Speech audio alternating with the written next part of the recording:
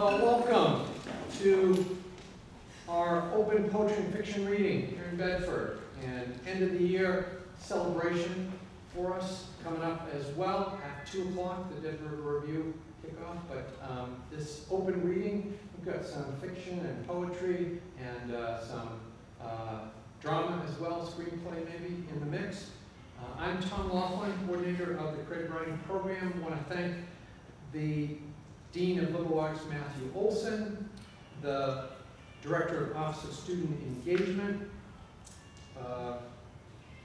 Maria McDuffie Clark, and her staff. I want to thank the marketing area who have helped us get word out and produce nice signs and other things to help us along the way. I want to help Jeff Kaplan, Francois DeCoster, and staff for his help in making this go out to the world as well. So great to be here.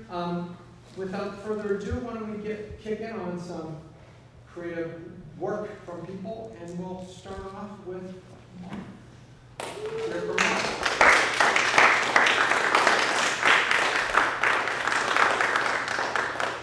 Hello. Looking through clear mind and restful eyes, sanctioned by gladness, and the tetchy glass pursuit of chill air, icy, chases my ears, my neck, the hair on my upper chest, my body moves through me. Shrewd, a natural osmosis, a tryst and a sign that I swore when the trees made love to the wind and birds exclaimed and squirrels punctuated their phrases, nature above all. Every willow and oak and pine bristle gathered in the temperature. Sun and moon and breath throttled her where I reside, emptiness.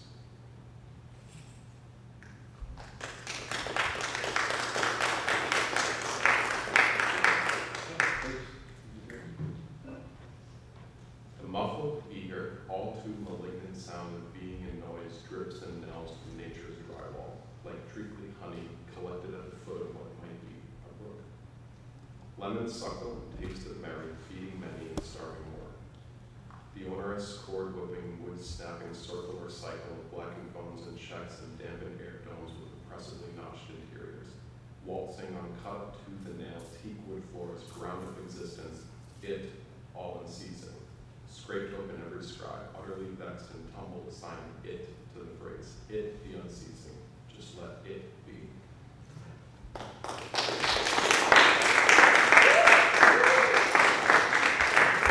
Thanks for getting us started, Marc. Some creative juices flowing. Good work. And our next reader, Katelynn Sullivan. Here for Katelynn.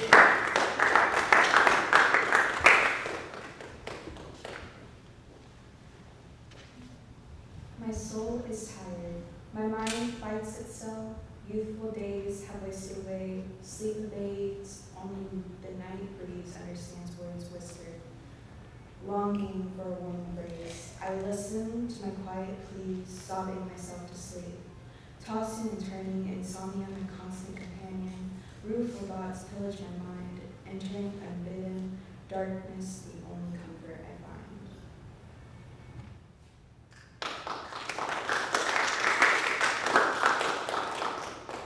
Do-si-dos of dancing. One shuffle forward with 2 steps back, one grapevine left, a pivot turn right, tripping over my feet, then the steps repeat. The song continues till you find your beat, mixing up the moves, the song concludes. Then we do it all again, smiles in our eyes and laughs, turning to focused sighs. And my final poem is Missing You. It's odd how memories get locked away in one's mind, blind till one thing triggers, it reminds, rewinds, and then you're gone again.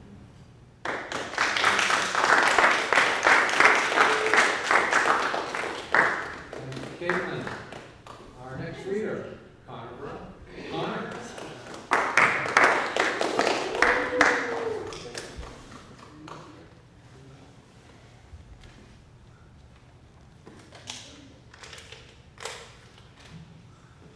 This poem I'm going to read for you today is inspired by the challenging relationship I've had with my father.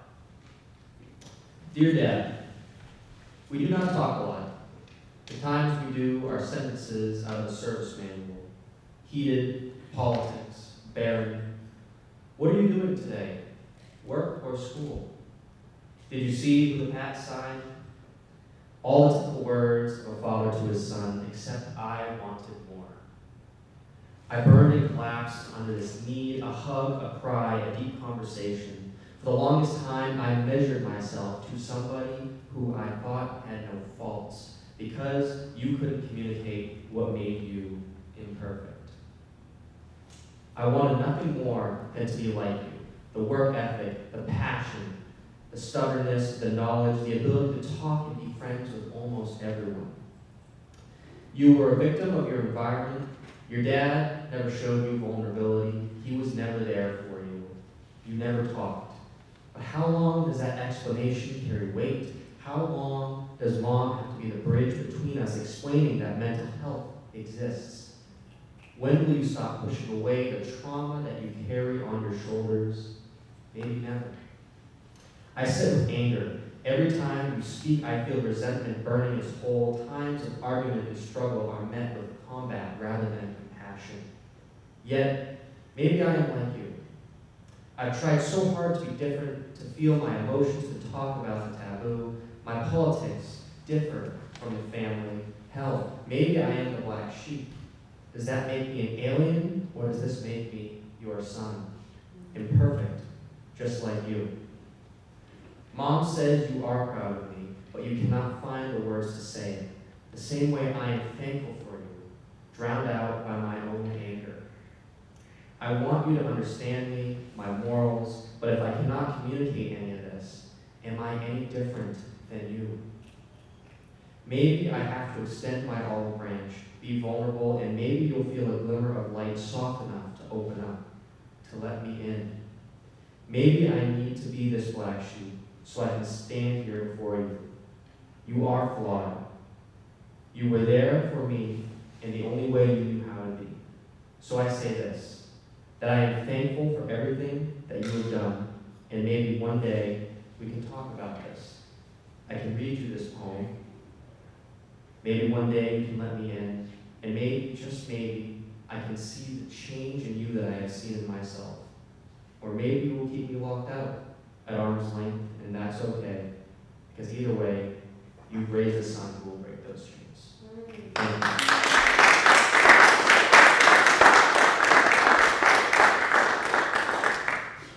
you, Connor. And our next reader is Jack Richardson. Here for Jack.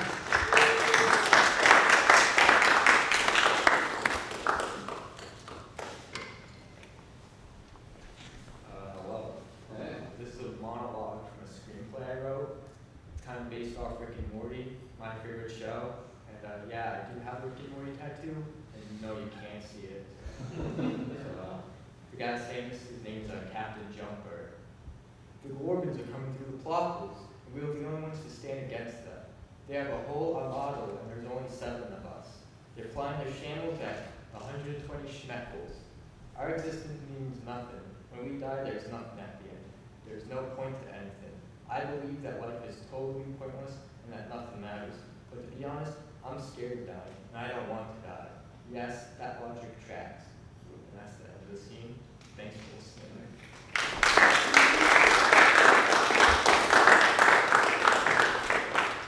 Jack. Our next reader is Will Jewell. Will.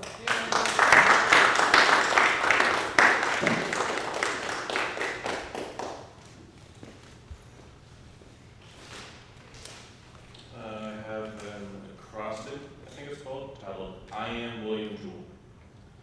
I never thought I'd made it this far, surpassing 2019. Such an unreachable year, now gone. After graduation, everything felt wrong, surreal. Like wading through a shallow pond in the fog, memories being made of my life, what I thought I'd never look back on. When I left for college, I began a transition to become something else, something new. I blossomed forth, turning into who I am now, and forever will be, William Jewell. No longer am I Billy, a person who was a product of their pessimistic and pig-headed environment. Long years become fleeting memories as I start to cut through the fog, starting to awaken. Inside of me, a writer is born. So do Treasure's calligraphy, who who treasures companionship. All along I had hid who I was, hated myself even. Now I was free, and I let my wings fly free. My fears and doubts wash away, accepting that I am who I am, embracing who I am. The journey to this point was difficult and grueling, almost life-threatening, but necessary. Endeavors of loud, painful nights, agonizing and silent and agonizing days are over. I know who I am. I am William Jewell, rider extraordinaire. I no longer feel like I'm lost in a fog of strange terrain, except that strange terrain is something I've come to accept, something that is no longer foggy or frightful, a longing to keep going, to continue into the unknown despite the surreality of making it this far, lest I devolve back into who I once was, who I am not, for I am William Jewell.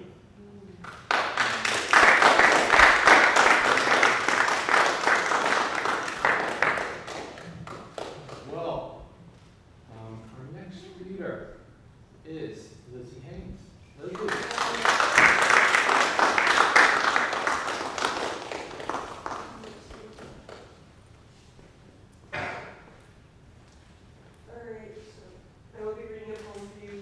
Inspired by a depressive episode I had one morning. Go closer to the mic, So today I'll be reading a poem I wrote about a very bad depressive episode called Raë. Raë. One day I woke up and the whole world was a sad, dull gray. Or at least that was how I felt it should look. Nothing gave me meaning. Nothing excited me. The sky was a beautiful blue and the sun was shining through my window. Nature itself was mocking me. It wanted to rub it in my face that absolutely nothing was wrong. Nothing. And still I couldn't find any joy in life. All of the happiness in my brain, all of it drained, leaving nothing behind but sad, dull, empty gray.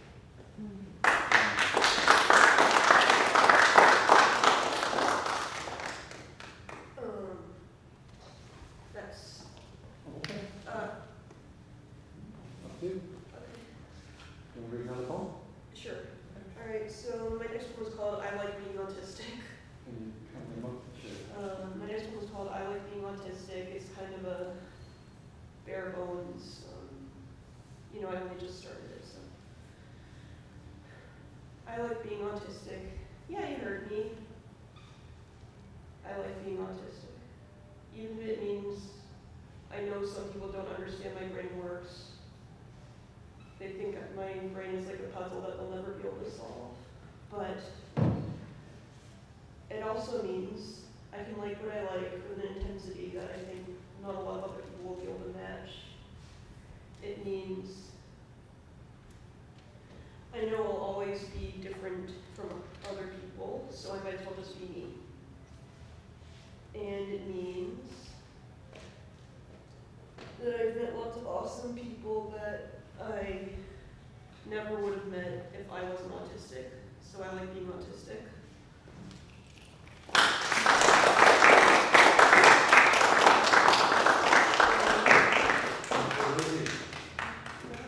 Thank you. And our next reader is Matthew.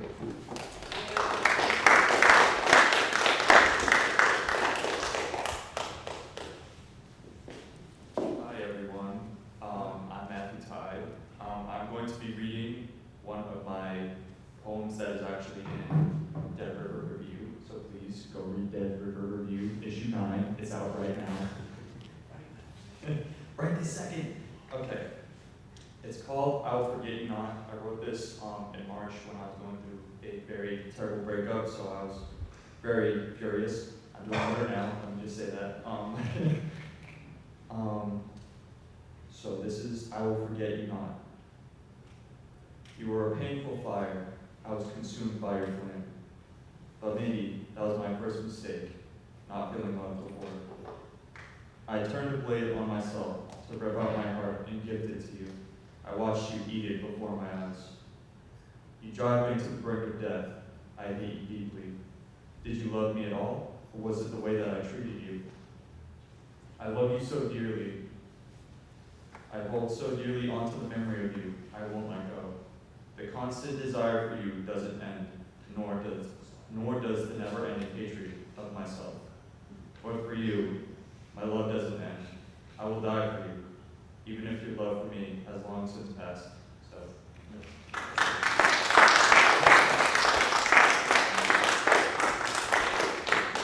Thanks, Matthew. Our next reader is Engerman. Al.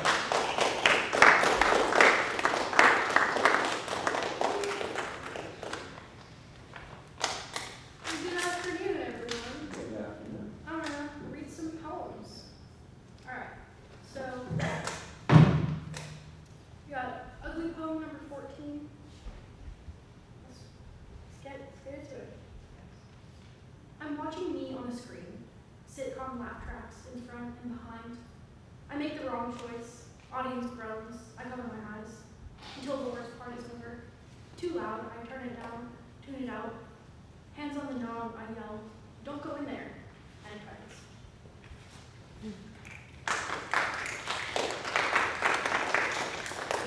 And then this poem is called The Shape of Your Mouth in Profile. The shape of your mouth in profile, and the way your heart beats in your throat, and the way you hold me when you sleep, and the way you run your fingers down my spine. Love is a strong word. I don't know you, and how could I? But I'll trace your lips with my finger. But I'll lay my head on your chest. But I'll rest my weary mind on your soul. Love is a strong word. I don't know your languages, but you make me want to write poetry in French.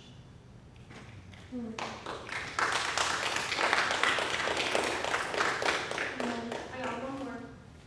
This poem is about my cat. Her name is Chuck. I love you the most out of anything in the world. If I believed in God, it would be because of you, for you are a creature of God.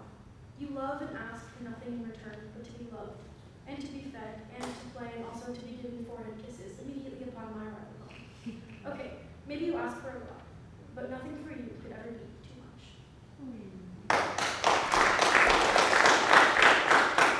And the poem is shaped like a cat. Concrete home. Good. Thank you, Al. Thanks, Al. And concrete poems and shapes, fun. Our next reader is Jerry Waugh. Jerry.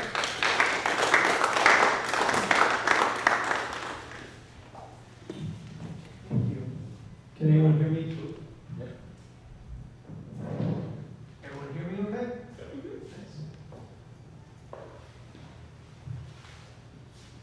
I have a poem here today called Alien Weather. I read it previously at the Middlesex Open Mic Night at Coffee Cafe at Mill Number 5. They have open mic night readings every first and third Wednesday of the month. I recommend getting down there if you haven't. Alien weather. Snowflakes fly at the windshield like alien spaceships, flying saucers. That's what you said. Gray white saucers in the pale yellow light of your car's headlights, pulling up and down to avoid collision. That's what I thought. I love how you view the world, and even though it may not seem like it, all the time, you can tell me what I need to hear and when I need to hear it. Even if that means telling me that snowflakes falling in the night look like flying saucers. Driving late on this night, I need to hear that.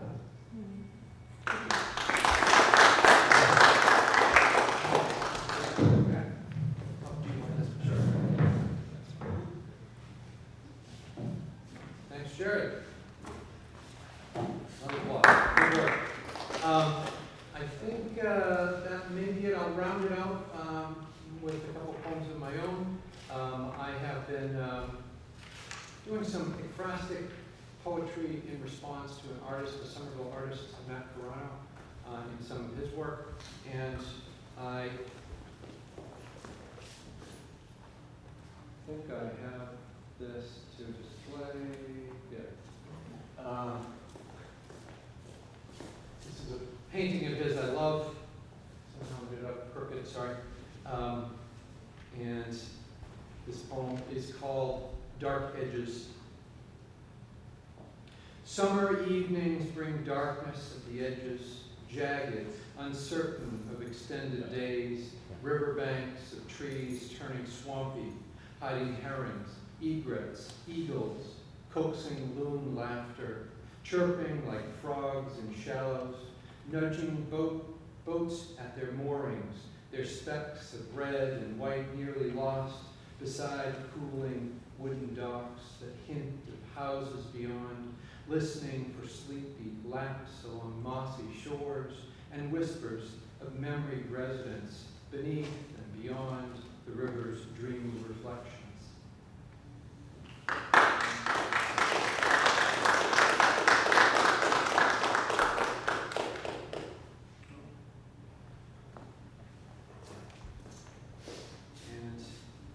This is another of Matt Carano's paintings I love, and I wrote a poem in response called Yellow-Hearted Sky.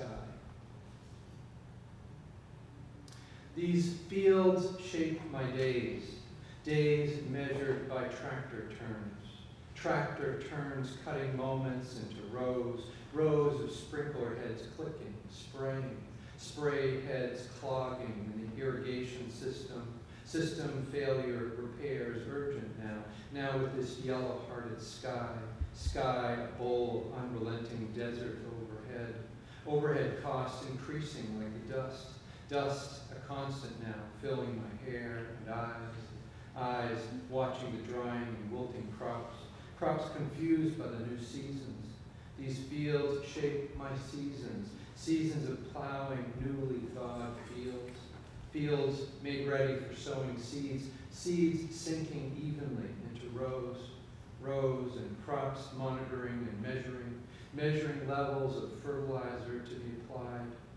The applied hay rake combing wheat windrows threshed, baled, or combine loads hauled to grain bins and vegetable sellers filling sale orders for pickups, tractors, seed drills, overhauled to stretch their years.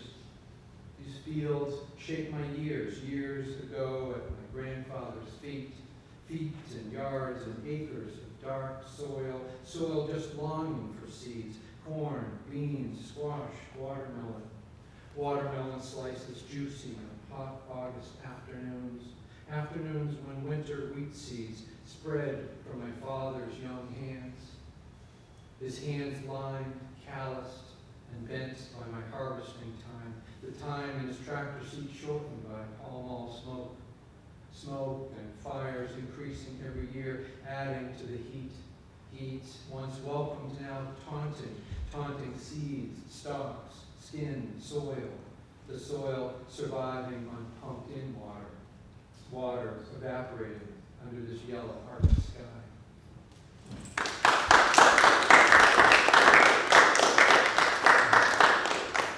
Thanks to all our readers and audience and everyone, and let's maybe one more big round of applause for everybody. Welcome. Hello. Everybody. Woo. Welcome to the Dead River Review, Catch and Release, Party and Reading for issue 9 of the Dead River Review. Let's hear it for Dead River Review. I'm Laughlin, coordinator of the creative writing program, and I want to acknowledge this series is jointly sponsored by the creative writing program.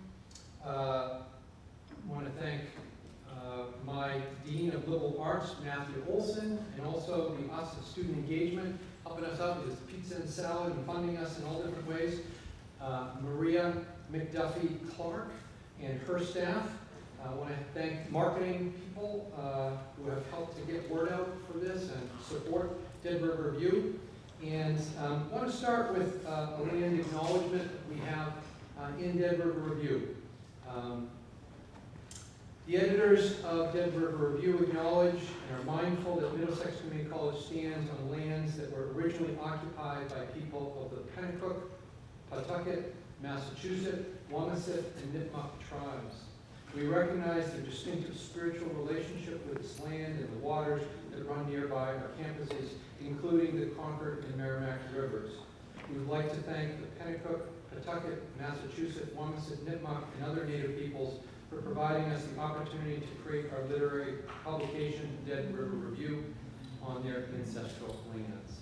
And Dead River Review was created 9 years ago by Professor Jonathan Bennett Bonilla and his group of students, and they named it the Dead River Review for a couple of reasons, and those details and quotes are there on Dead River Review. But Henry David Thoreau, in his book 2 weeks on the Concord Merrimack Rivers, writes about he and his brother canoeing and waking up on a Sunday morning on the river right near our campus, where it's wide and shallow and flat, and he referred to the river as dead quiet, dead.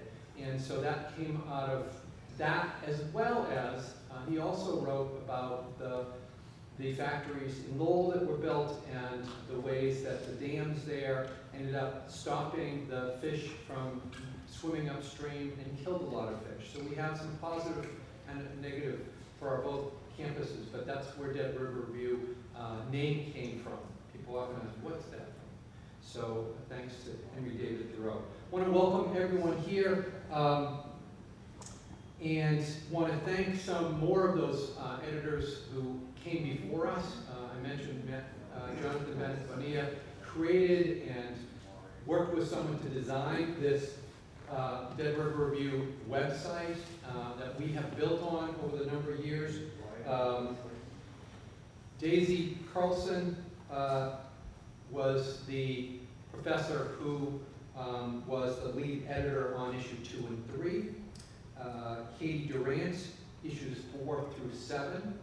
And I had the pleasure of teaching the course and leading the group last year for issue 8. So all those people before us have built this along and helped us along, and I am psyched to have had a great crew of editors. There's a course called Creative Writing and Publishing that I teach, and my students and I together were editors for this issue, and those editors, I'd like to stand up. I know at least one had to leave, but if I can have our editors stand up: Connor Burrell, Brianna Correy, L. Engerman, Lizzy Haynes, Annah Phen, Jack Richardson had to leave, Katelynn Sullivan, and Matthew Tighe. Please stand up. How about a big round of applause? This issue we're very excited about. Thanks. And we'll have them come up and speak briefly. We had 3 different teams of editors, and some focused more on poetry, some on fiction, others on art and creative nonfiction. We have a wonderful mix in this issue 9 of creative nonfiction, of fiction, poetry, a screenplay, art, and music, and a wonderful mix of students. We have 27 students as contributors, 6 faculty and staff members, and 4 alumni of Middlesex, all contributors. This is the largest issue of all time for Dead River Review, this 9th issue. We have 60 published pieces, 37 contributors to that journal. And I want to thank my editors for all their work getting the word out, to solicit work from the Middlesex community and their fellow students and faculty and others, for then reading closely, carefully, looking at artwork carefully, making judgments, and deciding on what should be published in our issue 9. They edited closely the written work, corresponded with the contributors carefully, professionally, and then had to, once they had edits and others back, had to actually make those posts to the website and find images. We always have feature images, and finding images that maybe got some kind of dialogue going with the fictional fictional works, poetry, creative nonfiction, artwork has sort of the feature, ends up piece of that in the start. But lots of work went into the production of this, and I'm short on sleep, and I think a number of others have been late hours working on this, so I really appreciate all their work. And I want to ask some editors, one from each of our team at least, and more if they want to come up and at least say a little bit to you, contributors and others, about their experience. So, who wants to start us off? Go for it.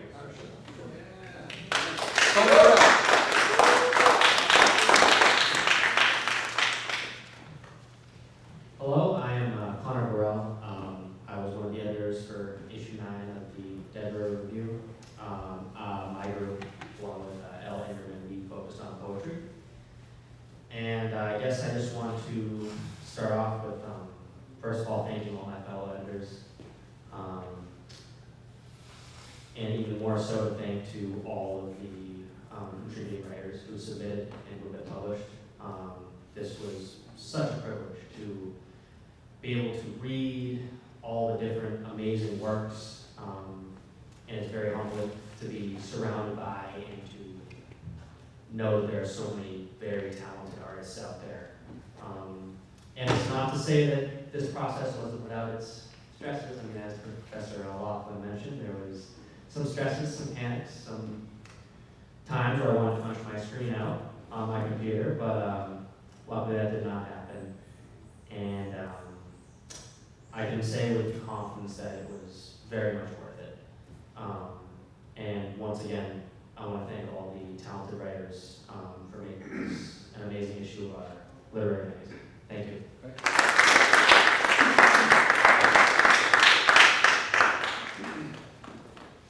Connor and Elle focused more on poetry in their group. And I did want to mention or remind, last week was a professional day, and these editors came in on professional day when they weren't supposed to be in class and spent 3+ hours working on this journal to make sure it came out in time. So, who else wants to say something? Katelynn, you want to go next? Sure. Yeah? Jump.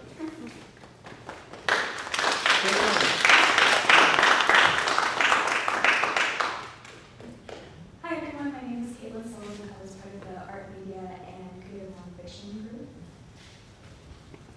Hi, I'm Annah Phen. I was as well with the art and fiction, as well as, we did get some poetry as well, but our main focus was, well, my main focus was music. We didn't get as much with that, but it was still exciting to see that we got some videos and whatnot from the band, as well as vocal performances.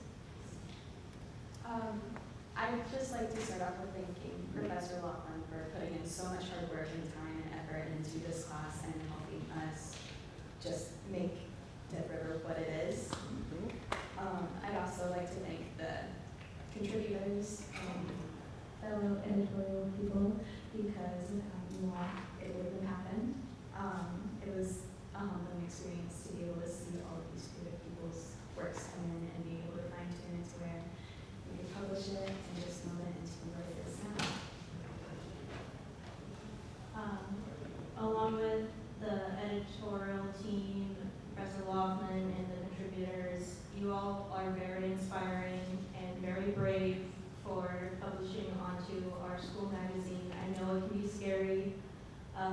It was a little scary for us, especially when it came to sometimes needing to reject certain things.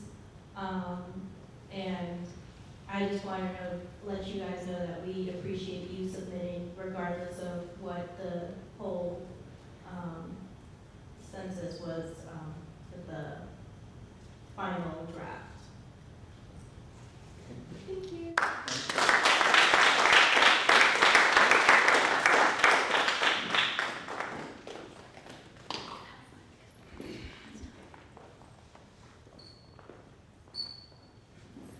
Hi, I'm Brianna Correy. I was in the fiction group, we focused on fiction. We did a decent amount of poetry as well. I'm again thinking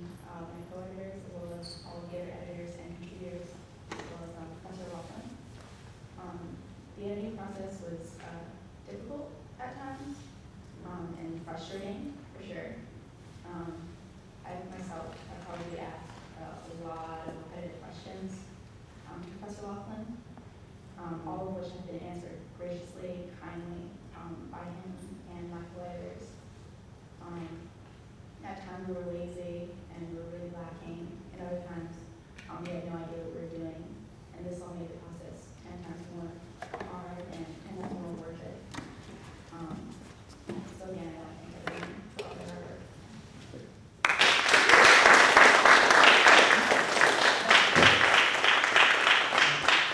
And we have some contributors here, and we want to showcase here these pieces of work. So we have some art and some poetry and fiction and some music coming as well. So want to maybe showcase some of them, and maybe we can start with, how about Mark start us off? What do you think? Yes, Mark.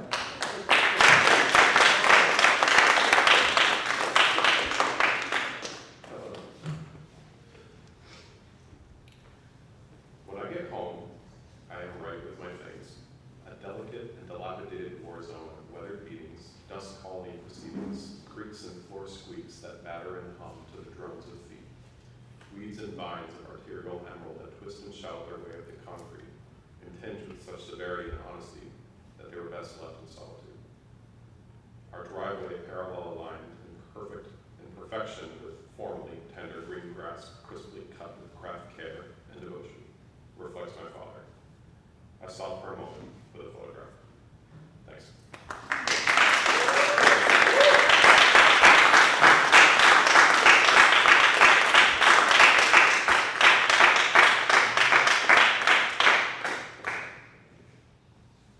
At the turn of dawn, my formal feelings still quiet and yearning, I left my shoes behind, and my soles marked the dirt and twigs where the path lay naked. Beyond each tree-lined opening, the morning glow seized and swathed every basking window, and my skin welcomed the ephemeral touch, and I was covered in nature and all. I thought I might lift off the ground, soft wind beneath my feet, and rustle with bristling leaves, and before the frigid breeze trickled in with ease, I thought of you, and how caring you are. And you were imposed right then and there with nature, and I felt that. Arrested with adoration and lulled to windswept fervor in Mora's presence, which is what you gave me. I the bark, and you the undone light, blazing and gliding toward the pale blue heart of the sky. It's morning, and I realize a curious thing. Your eyes are made up of millions and millions of stars.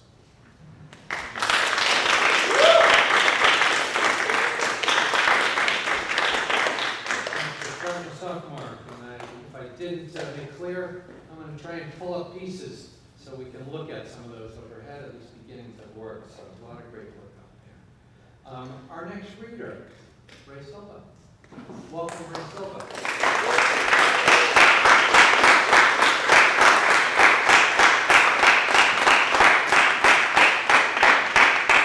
I didn't expect to be the perfect height for this microphone. So actually I'm reading, it's an excerpt from my book, Keeping It Real Part 1, and it's the last poem in it, so I wanted to show it to you guys.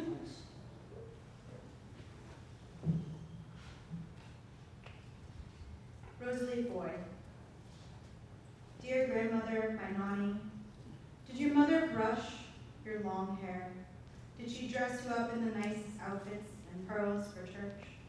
Did she protect your innocence and childlike wonder? My sweet Rosalie Foy, did she know that you too would have demons? My sweet Rosalie Foy, did your nanny tie up your shoes and take you on long walks when the sun was setting and the world was quiet? Did she hold you tight and make you feel safe in her arms? Rosalie Foy, when you were 14, did you have your first crush on a boy? Did you wonder what your mother and grandmother were like when they were your age? Did you get your heart broken? Did you ignore your demons or face them head on? Rosalie Foy, did your mother cook Sunday pasta and put her love into every meal she made? Did she share her secrets and her recipes with you? Did you feel thankful that you had family meals every night? Nani, oh Nani, I I wish I could talk to you. I wonder how warm your hugs would be, and if you knew how strong you were, to have made a mother as strong as mine.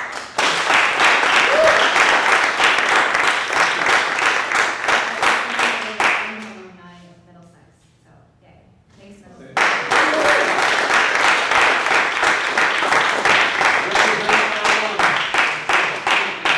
Thank you, Ray. Our next reader, David Cain.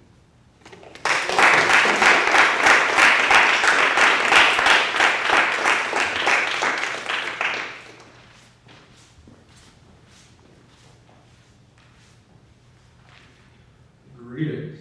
Hello. I bring forth to you today a poem I wrote while I was having a migraine, which I subtly called Ode to Migraines.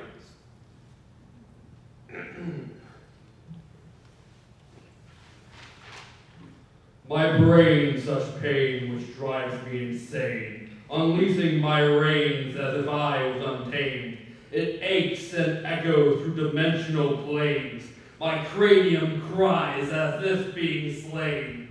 Am I to blame? Am I to blame?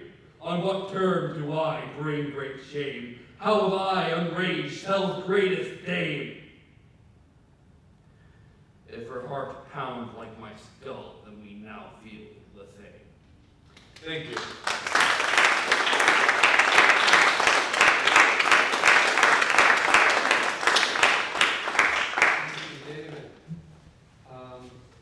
And now, a little taste of some fiction from Teddy Anganes.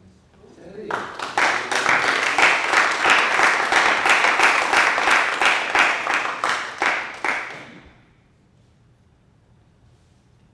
just want to say that I wrote this. This is probably the first thing I ever wrote that I was actually fully proud of, so.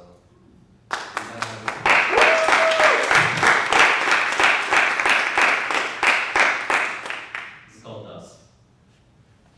Dust kicked up from the ground as large boots trudged down a long dirt road. Cold wind blew through the hazy air and pushed against a heavy green jacket. Miles checked his watch, 20 minutes left. He looked up from his wrist and saw the low-setting sun, its beautiful rays shining bright across all of the land. Beginning to rise, it colored the sky a vibrant orange. After all of this pain and all of this struggle, the sun would still rise every day. After all this destruction, the sun would still shine bright, grace the skies with its radiant presence. Miles stopped to marvel at the beauty of it all. He wished that he could pull off his mask and breathe clean, clear morning air. He wished that he could feel the cool wind blowing across his face. He wished that he could smell fresh morning dew. With a sigh, he readjusted his backpack and continued walking. The long straight road he walked led through a large town. Houses with their roofs caved in. Stores with the windows smashed out and doors left wide open, rusted cars with greenery growing through them. This town, along with all the others, had been long since abandoned. Everybody's daily life tasks were instantly dropped. People fled, leaving things like tools in their toolboxes lying next to now rusted cars, or mugs still sitting on the tables of coffee shops. Now the only sound to be heard here was the scuffing of Miles' boots and the rhythmic rattling of his backpack. He turned to his right and faced his destination, a small convenience store. Just before stepping through the door, he noticed outside a tall pole on which the American flag hung high.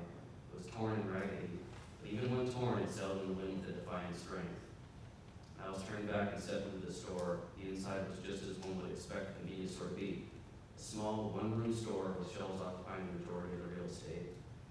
Many of the once plentifully stocked food shelves were empty, but he scavenged through the dusty corners and cabinets for anything that he could eat.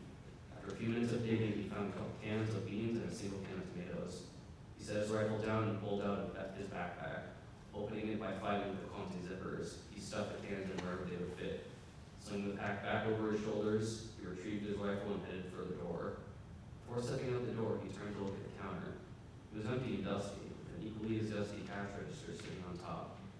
With a sigh, he turned once again and stepped out of the door. He began to make his way back down the long road from where it came, the dust once again kicking up from his boots. He looked up at the sky. The golden sky had reached its peak, and soon the familiar blue color would begin to take over. The moment of peace was cut short as the crack of a gunshot went off and a sharp pain shot through his arm. After a split second of shock, he bolted to the nearest house, Powered by adrenaline, he took cover behind it as subsequent shots flew by him. Bandits, likely here to scavenge whatever and whoever they could find in this ghost town. Miles checked his watch again. 3 minutes left. He gripped his rifle tightly in both hands and took a deep breath. Leaning his head around the corner, he caught sight of 2 targets separated behind cover. He was only given an instant before the volley of bullets returned and forced him to hide back into safety. The wooden wall splintered with a supersonic crack of the air to accompany them. He poked his rifle around the wall and took 2 shots, attempting to keep their attention to that side. He quickly sprinted around the other side of the house and across the couple of open yards to the next house up. He skidded to a stop against his wall. 2 minutes left. Miles quickly revealed himself again, returned a few rounds. He heard a shriek as he swung back behind cover. After a few moments of silence, it was the remaining bandit's turn to change position. Through the side window of the next building up, shots came flying through. Miles ducked down as a shower of gunfire soared above his head. He crept up to the window and raised his rifle above his head, wincing from his wound, and fired blindly. The sound of gunfire from the other side had stopped and was replaced by wood splintering and glass shattering, and the dreaded sound. Click. 1 minute left. Dropping his rifle to the ground, Miles pulled a dirty handgun from his pocket and flipped the safety off. Moving up to the back wall, he said a silent prayer and held his breath. Swinging around the wall, he quickly targeted the center of mass and pulled the trigger twice in rapid succession. The bandit immediately dropped backwards with a thud, and all fell silent. Miles quickly went to the dead bandit and pulled the mask off of his face. He unscrewed the mask's filter, held his breath, unscrewed his own mask's filter, and replaced it with a new one. He then reset his watch timer and took a deep, fresh breath of air in relief. He sat down and checked his bag. There was something leaking inside of it. One of the cans of beans had a large hole punched clean through it. The bullet had formed just the right angle to hit the can in his backpack, send it outwards to graze his arm. He laid back and stared upward at the sky. A weak smile stretched across his face behind the dirty visor. He thought of what it was like to breathe clear air, the sound of birds always heard in the trees, taste of clean water, all the things he would take for granted. As he pondered while gazing at the sky, he once again saw the tattered flag flying strong. After setting himself back up and retrieving anything he could use from the dead bandits' bodies, Miles began his walk back home. One final time, his gaze went back to the flag and then to the bandits. The door to the convenience store opened once more, and a familiar pair of dusty boots stepped back inside. Miles reached into his pocket, pulled something out of it, placed it on the counter, and left for his journey back home. On the counter sat an old, tattered $1 bill.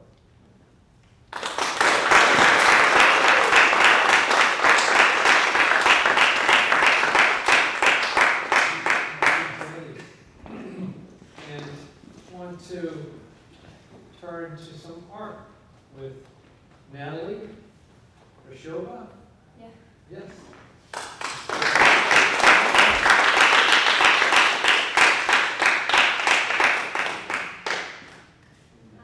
Hold it up, Natalie, and we'll go. Sure. Okay. Hi, my name is Natalie. This is my first semester in Middlesex, and my major is visual design, graphic design. Yeah. So this project, portrait of me, things that represent me, and small details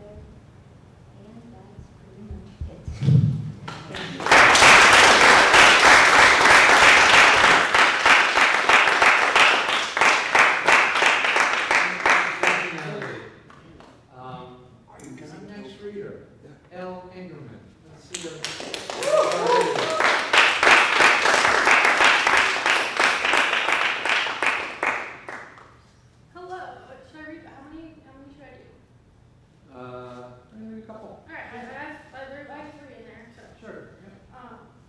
All right, so start with Ugly Poem 8. This is a series of poems. I call them ugly poems because they're about, ugly feelings.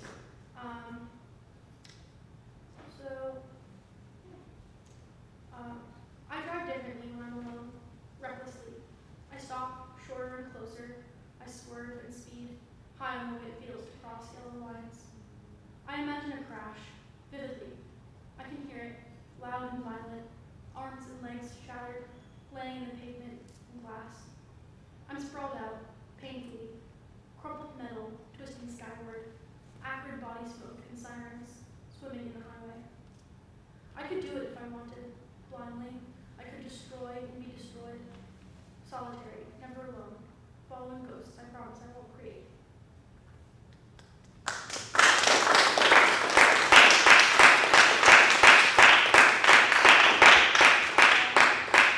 Alright, and then next I'll do reading games.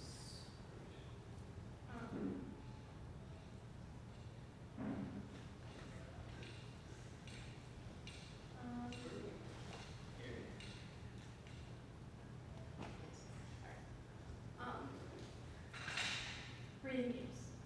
You match your inhales to mine as I do yours. We exhale together, warming frigid air. Waning clouds of stale smoke drift lazily overhead, joined by the ghosts leaving our mouths and noses. I press my ear to your chest, to your lungs. Secretly I test you and sink for a minute. Then I fill my lungs, my chest to bursting. Undeterred, you catch up to me on the exhale, and we breathe together once again.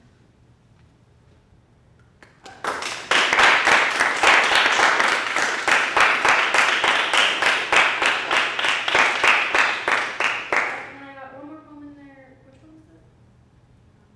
Laundry? Ah, yes. So this is a cantum, which is a poetic form about doing laundry, or I guess about not doing laundry. It's about my struggles with executive function. I have to find it.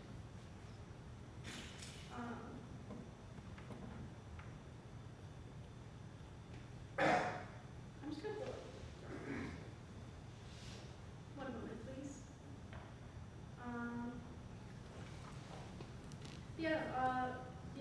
Pantoum is a poetic form that is repeated. So the first and third lines of the first stanza become, second and fourth lines of the first stanza become the first and third lines of the next stanza, and so on. Sounds good. Yeah, I'm totally I was doing a little freestyle, that's fine. Yeah, here we go. Laundry pantoum. The sun rises over piles of dirty clothes. Horrid things hide beneath, rotting away. Days stack on top of me as I decompose. Yesterday's to-dos have become todays. Horrid things hide beneath, rotting away. The load of laundry in the washer haunts my mind. Yesterday's to-dos have become today's. Run the cycle again. I'll remember this time. The load of laundry in the washer haunts my mind, pulling on the edge of my consciousness. Violent. Run the cycle again. I'll remember this time. Under static, the alarm is silent. Pulling on the edge of my consciousness. Violent. I've forgotten something again and again. Under static, the alarm rings silent. Time and soap and water circle the drain. I've forgotten something again and again. The sun rises over piles of dirty clothes. Time and soap and water circle the drain. Days stack on top of me as I decompose. Thank you.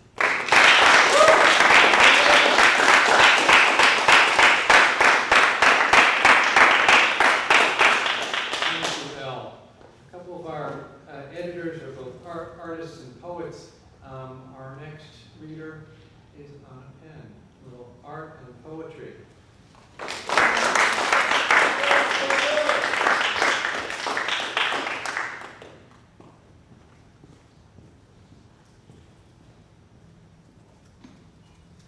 You can tell I was making flowers with pipe cleaners. I have a big love for nature sculpture, and it's kind of my inspiration for most of my art. This collage is called To Be Gardened. It was actually, I started taking Art 101 this semester, and it just kind of inspired me to do different medias of art. I usually used to just stick to drawing. Collages are like not my first go-to because I always thought I was so bad at it. But looking at other people's patterns and stuff had inspired me to do many different techniques and styles. So this is a combination of all the different techniques to do with collage. I also have a poem, To Be Gardened, inspired by looking at everything that I had just created. Walk on trails of plenty that cannot be defined by greed. For each place has a role, a place inside of me, a journey. I fly the migrated path of those who seek warmth.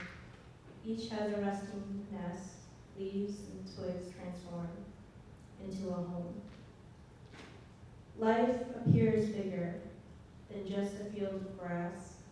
Flowers cheer for greener, soils make them last a lifetime. I want to be gardened, for the soil to give me plenty, the bees and wind to pollinate what I wish to give many, an abundant dream.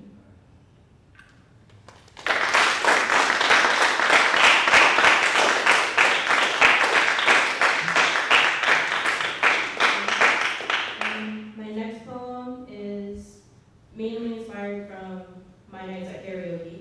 I usually go every Thursday night and dance my night away. So this is a poem called Dance. My song is on, save my seat. Feel the pattern, hold the beat. Let your limbs loose, allow the music flow. Embrace your partner, never let them go. Sweat from the brow, spinning in time.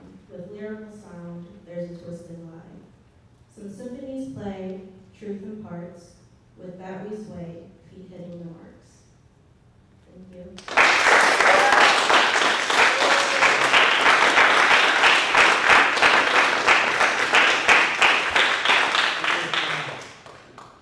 Our next contributor submitted creative nonfiction, poetry, and fiction. We loved all his work, and he is going to read for us next. Melkonian.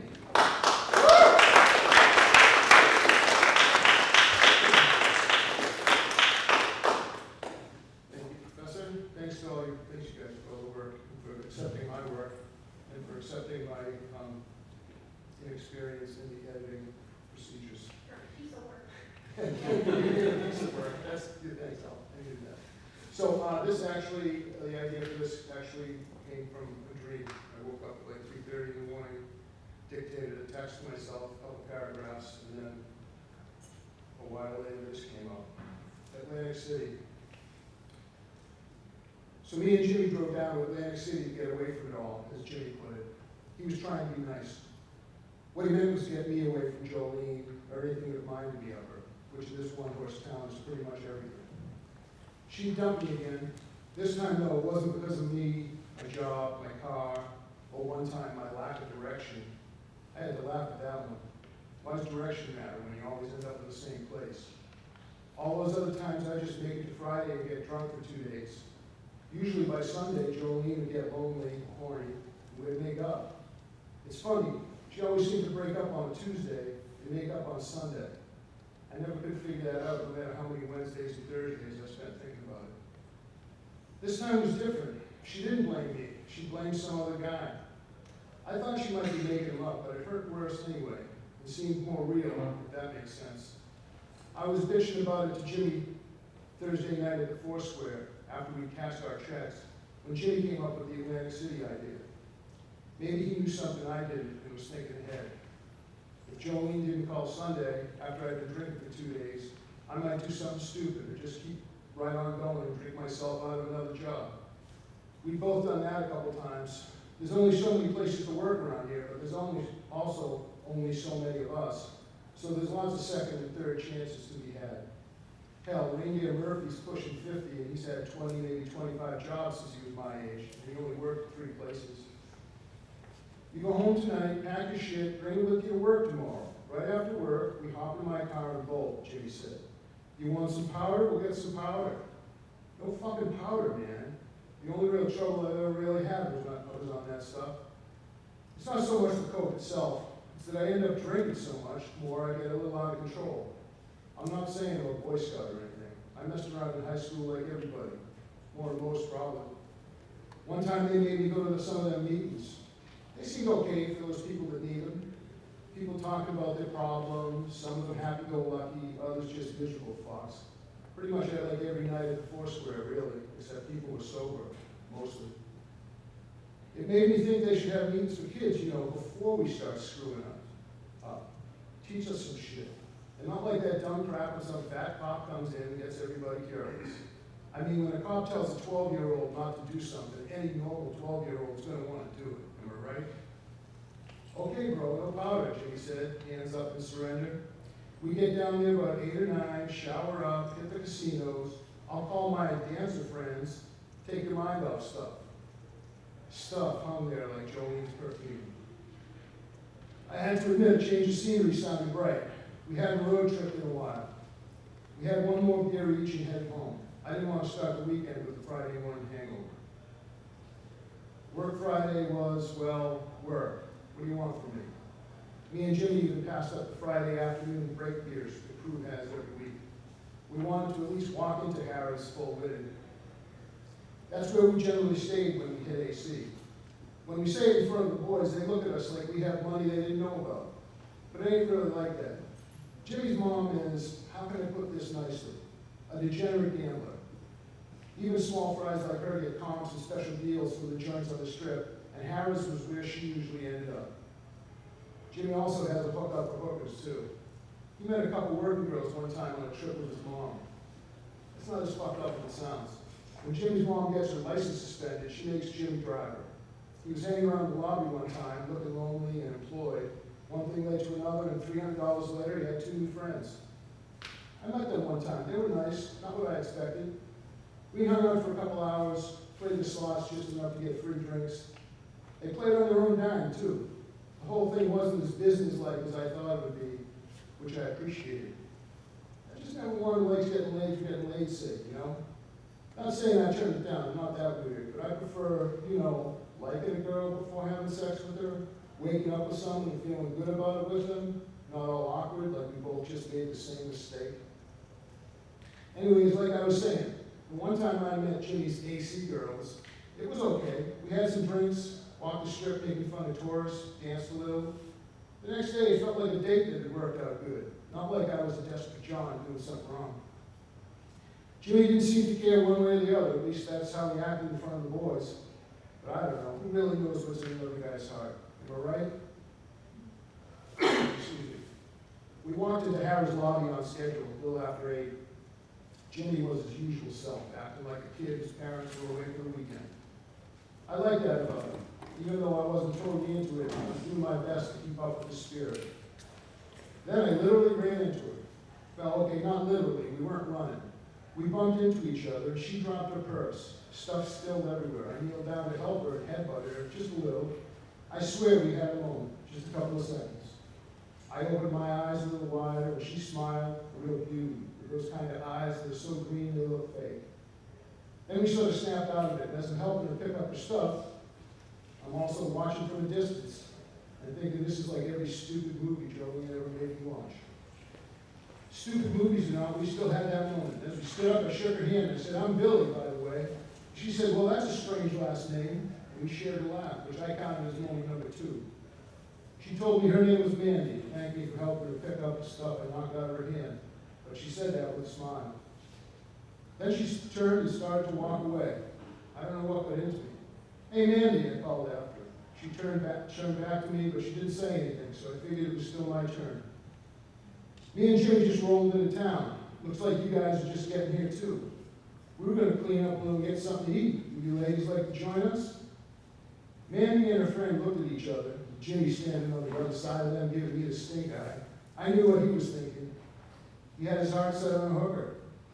My thinking was, I was pretty sure his AC girls would be just as available tomorrow as tonight. And I just had 2 moments with this girl. That doesn't happen very often. At least not to me.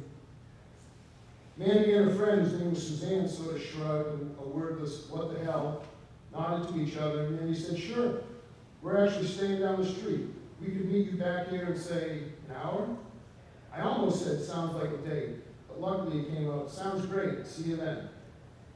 Walking to the elevator, I cut Jimmy off at the pass. Look, buddy, I know what you're going to say, but we're here to take my mind off the stuff, and this is what I want to do. Jimmy's a lot of things, but mostly he's my friend. He shrugged and said, okay, pard, and that was that. And that's the first half of Atlantic City. And you get to the second half. Go to Devin. There you go.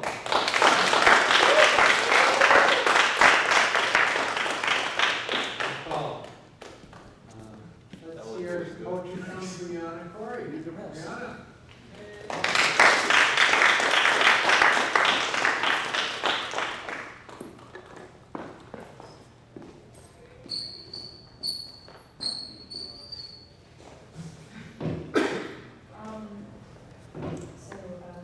Quick story time about this poem.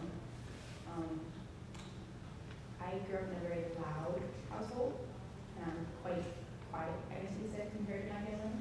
So I wrote this poem basically to express my own anxiety about just asking people questions or just talking to people, basically. It's called Nervous.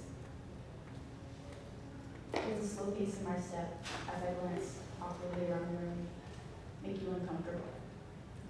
Or is it the way I open and close my mouth to release a nervous breath of air? Does my short, clumsy stutter irritate you any more than it does me? Or does frequent shaking of my hands and feet stress you out as it does many others? Will you despise my slow check of reality, or are you colorblind to the grays? I fear far ahead. Ahead of what? 1 step, 2 step, 3. Do I continue? With your pink nose. It's taken me this long to get here, in front of you. All I can say is, I have a question.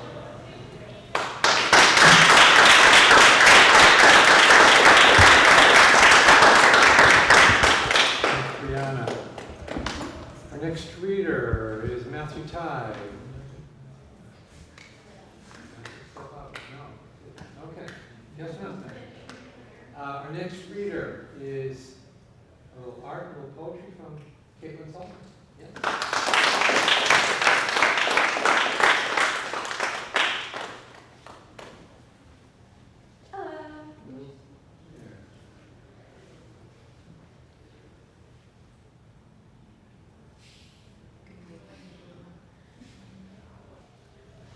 Alright, I'm going to start with one that has like very little premise behind it because it was just me practicing with charcoal and figures because things are challenging, and that's what this one is. It was my 15th attempt at getting the structure right between two hands because it was finding that it was very difficult to get the like shadows right. My second piece of artwork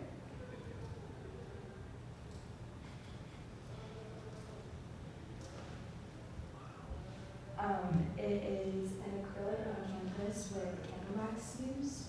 It's inspired by a series called Stalking Jack the Ripper by Cain and it just has elements from the books and the painting. And yeah, and then I'll be sharing one of my poems with you as well. It's called The Cycle of the Lecture. I wrote it in one of my classes with one of the professors, just trying a little bit. Sitting in a chair where they speak their share, stare at the wall, fall away. Days start to wane, strain to keep awake, make me want to listen. Listen what's to come from the tick-tock of the clock, block in my mind, find my thoughts, caught daydream while sitting.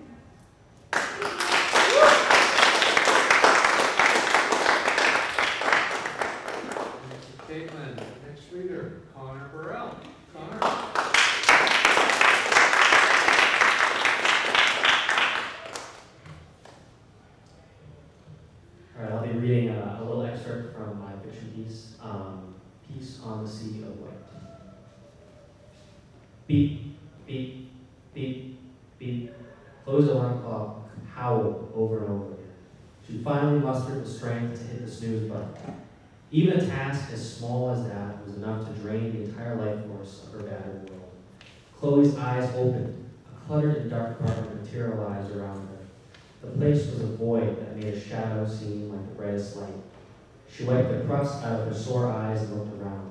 Clothes, food, trash, and tissues were laid about everywhere, like a minefield for someone not familiar with the space. Chloe muttered to herself in a voice devoid of light and energy, I guess today's the day. She dragged her feet to her mirror, through the hardening quicksand around her, knocking over and almost empty of all her pills. The label on this bottle had been scratched off. This mirror had been with her for a long time. It had seen smiles, tears, shouting, and the hugs of one who meant the world to her. All of those things had turned to ash. Chloe met her own gaze in the mirror, unable to recognize the shell that stared back at her. She had grown thin, and dark circles had formed under her eyes. She felt where her hair had been, now feeling nothing but a cool wisp of air. A flood of steaming salt welled in her eyes. She let out an angry cry that could splinter the wooden walls around her. Her fist met the mirror with a force Chloe never knew she possessed. The glass shattered with an echoing shriek throughout the room. She stepped outside, the world unraveling its curtains to a hollow and gray shadow. Chloe walked to her car slowly, taking in the cold and breezy air slowly. Every little gust stung her face, leaving her skin red and raw. Pure white snow flurries fell lightly, in contrast to the misery of grays and the rest of the world around her car. As she turned the key, her battered old car stuttered, trying its hardest to run. Nothing. This will be the last time, I promise. Don't leave me, please, she whispered to the cracked plastic dashboard. She did not know why those words came out of her. A spout of frustration flowed through her cold veins to her fingers, and she turned the key again with passion and force. The car shook and stuttered, whining, begging to be put out of its misery. Finally, the old and rusted machine roared to life with a metallic shudder. The pungent fumes of gasoline stung Chloe's cold nostrils. The ride to the hospital felt long. The dirty and cracked windows of the car passed by barren trees, gray skies, and tall buildings. Chloe peered out and saw nothing, not a single living thing in sight. The emptiness both unnerved and soothed the bubbling in her throat. An unexplainably small smile crept onto Chloe's face as her battered ride limped along. Pulling into the parking lot, Chloe turned the car off with relief, patting the tattered steering wheel. Chloe thanked her faithful companion, having been the only one that hadn't died on her. She stepped out and walked toward the hospital. And for the rest, go to Issue 9 of the Bedford Review. Thank you.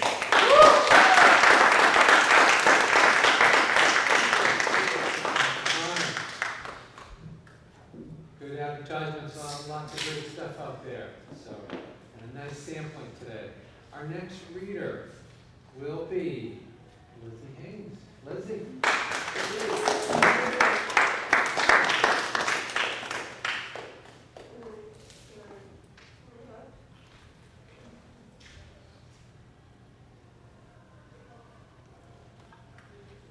Alright, so for all my poems, I have a trigger warning for, okay. For all my poems, I'm giving a trigger warning for basically all but stated, very heavily implied sexual abuse. The first poem is called Did You Hear? Did you hear? Hey, did you hear what that girl over there has been saying? She told me that her ex did things to her when they were together, things she didn't consent to. I don't know though. Her ex seems like a nice guy, and the thing about that girl is she's a pushover. I bet she tried to say no and just couldn't get the words out. Her ex didn't know she didn't want to do those things. Yep, it's all her fault. I told her so myself. And that's why me and her aren't friends anymore. Oh, the ex? Yeah, me and him hang out a lot. You should meet him. He's a really, really great guy.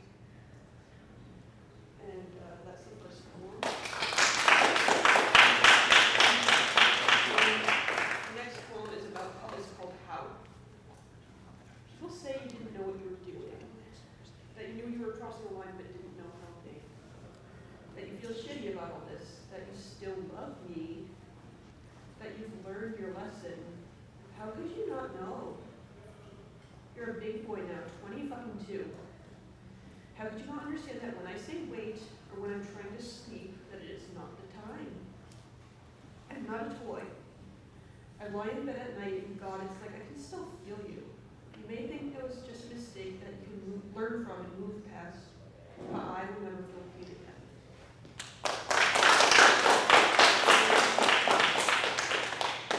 Third poem, more uplifting, hopefully. Not broken. So many things reminded me of you. The gifts you gave me, the bed where it all happened. I thought I would never move on. The thing is, I can get a new bed, I can get rid of those gifts. Things can be beautiful again, and even if it takes a while, I won't stop until I get there.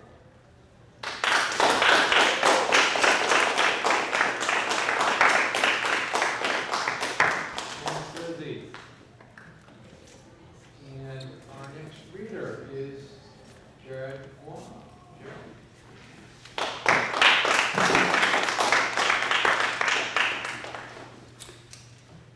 Hello everyone, opening up the folder.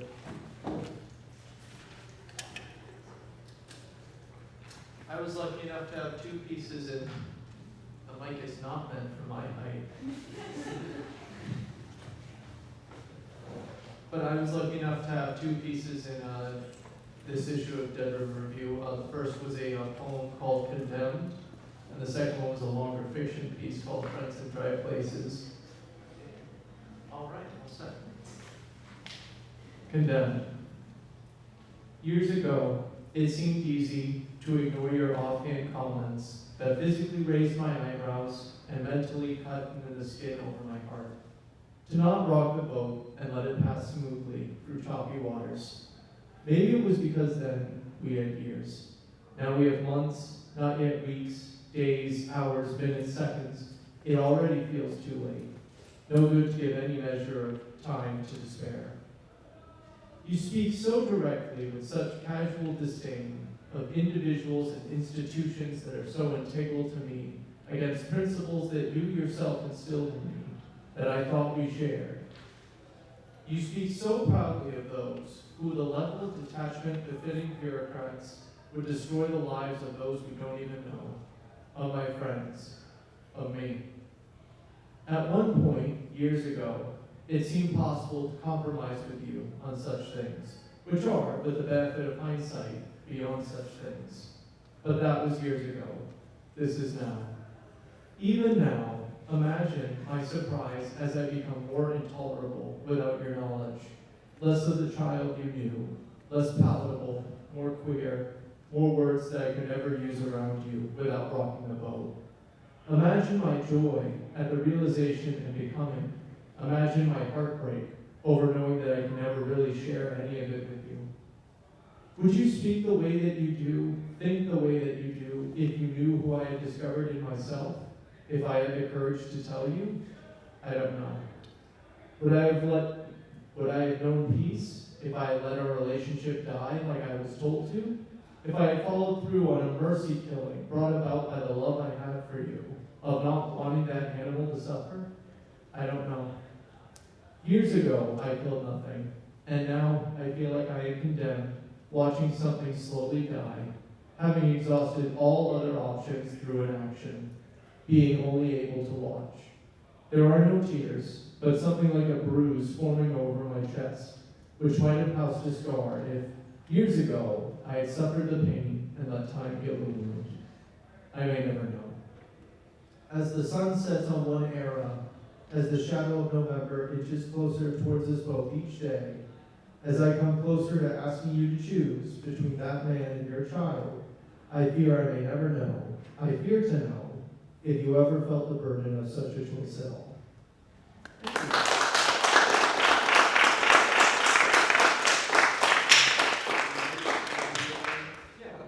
And then I have a longer fiction piece here, which I'm happy to read until the buzzer goes, eh. But, I'll read in a couple pages. yeah. Yes. Friends in dry places. The rain came down cold, hard, and fast, hitting the once gray pavement and turning it into an inky black. The street was almost deserted, save for Liam, Cypher, and the occasional curbside parked car breaking up the empty expanse of the street. The only light sources were the street lamps lined up across the right side of the road, and underneath one of these lamps stood man and machine, to have some kind of visibility in the wet, pitch-black night, with no protection against the elements to speak of. A chill hung in the air, which didn't help matters at all. Liam felt a chill run through his body, one that reverberated through the warmth of his face and against the damp cloth of his hood. It traveled down from his head into his torso and arms, which were wrapped tightly over each other, down into his legs and knees, making him keenly aware of how much energy it was taking him to keep his misery from morphing into total despair. Liam turned to face Cypher, observing that his friend didn't have legs or knees that he needed to worry about keeping warm. A body made up of 3 boxes stacked up on top of each other, 2 large antennas that bent inward at the middle, and 2 long, cable-thin arms, but no legs. An electric blue orb, half encased in the bottom box, made up for the absence, and allowed Cypher to noiselessly hover a few feet above the ground. It was how he was able to meet Liam, and most people, at eye level, despite being half the size of an average human. Liam looked out into the street, taking in how the black, wet pavement looked in the halo of pale white light from the lamp above, as well as the faint electric blue light that came from Cypher. Cypher's face was essentially an LED screen, displaying 2 electric blue lights that served as his eyes. Liam honestly didn't know how much role they played in allowing Cypher to see, but they did most of the heavy lifting in conveying Cypher's facial expressions, for lack of a better term. Based on the amount of light present, Liam knew that Cypher's eyes were half open. Suddenly, the electric blue light vanished before immediately returning. It was gone for only a moment, but was enough for Liam to snap out of his daze and turn to look at Cypher. Seeing that his friend's stance had gone unchanged, Liam understood what had happened. Cypher had just blinked. Liam's sudden motion broke Cypher from his 1,000-yard stare as well, and he turned to look towards him.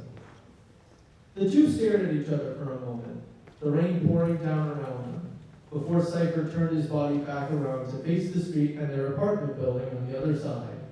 Cypher closed his eyes so that only 2 thin lines appeared on the display screen, and silently rocked his body back and forth, the blue board underneath anchoring his momentum. This went on for some time and stopped as suddenly as it had started. Cypher's eyes blinked off and on once before he turned to look at Liam. "You know what would be great right now?" he asked. "What?" said Liam. "An umbrella?" And I will pause there.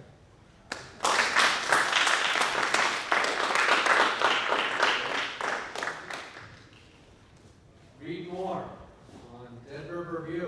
Lots of great contributions and lots of people who sent regrets and unable. There's wonderful pieces on there, so hopefully you can continue and read for days there. We have music selections that were published, and we're very excited about those. And we have the MCC Blues Band was here somewhere. Are they? I don't know, can you see if they're outside? I thought they were ready to jump.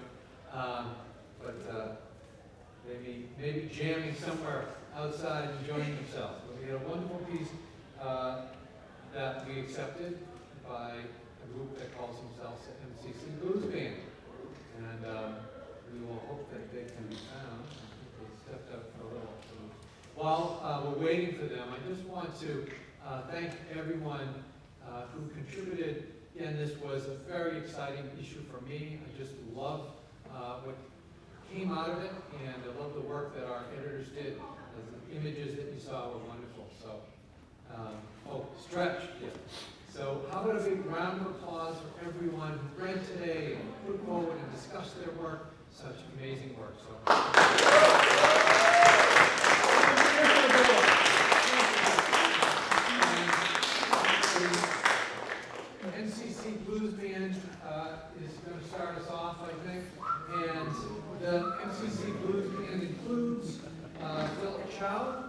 Mika Descateau, Neil Fitton, and Mark Montesante. Yes. There we go. And you're gonna mention some others to help out. Amazing flight. We love it. So we'll turn it over to them. That's not me. 1, 2, 3.